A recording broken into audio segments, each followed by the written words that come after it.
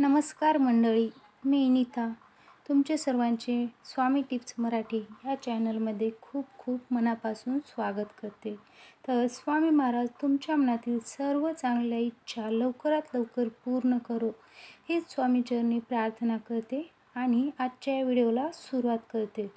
तर आज आपण ज्या विषयावर बोलणार आहोत तो विषय खूप महत्त्वाचा आहे आणि विशेष म्हणजे ज्या व्यक्तीला श्री स्वामी महाराजांचे पारायण करायची खूप इच्छा आहे पण त्यांना काही अडचणी असेल तर त्यांनी काय करावे या विषयावर आज मी तुम्हाला माहिती देणार आहे।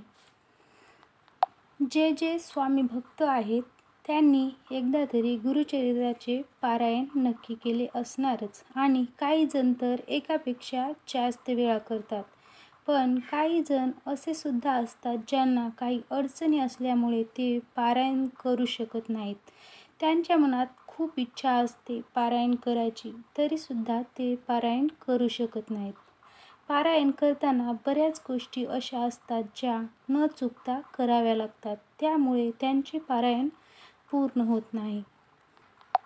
अशा लोकांसाठी आज मी सोपा उपाय तुम्हाला सांगणार आहे।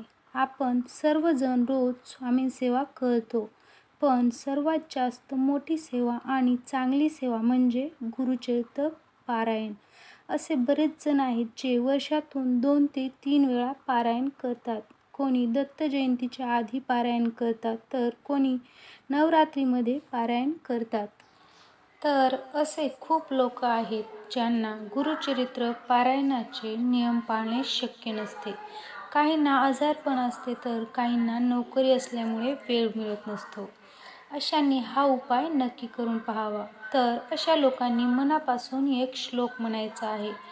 तो श्लोक असा आहे, तर तुम्ही नीट लक्ष देऊन ऐका। दत्तचा अवतार झाला कालियुगी श्रीपाठ पीठापुरी, त्यामागे नरसिंह सरस्वती करंज ग्राम त्रितीर्थ, हिंडत पातला भिलुवडीची ये, संगमा तेथुनी मठ, गाणगापुरी वसे वारी दिनाचे श्रमाम। हा श्लोक दररोज म्हणायचा आहे। हा श्लोक खूप सोपा आहे आणि खूप छोटा सुद्धा आहे। हा श्लोक तुम्हाला 1 मिनिटामध्ये सुद्धा होऊन जाते। तर तुम्ही नोकरी करणारे असाल किंवा काही कामानिमित्त बाहेर जावे लागत असेल तर हा उपाय तुमच्यासाठी खूप सोपा आणि 1 मिनिटामध्ये होणारा आहे। तर हा श्लोक रोज जर तुम्ही म्हणलात तर याचा लाभ तुम्हाला नक्की मिळणार आहे। ज्या आपल्या मनातील इच्छा आहे त्यासुद्धा या श्लोकने पूर्ण होतात आणि स्वामी आपल्यासोबत नेहमी राहतात व आपल्याला चांगल्या मार्गावर नेतात। तर स्वामी सेवा करताना ज्यांना पारायण करणे शक्य नाही त्यांनी हा उपाय नक्की करून पाहावा।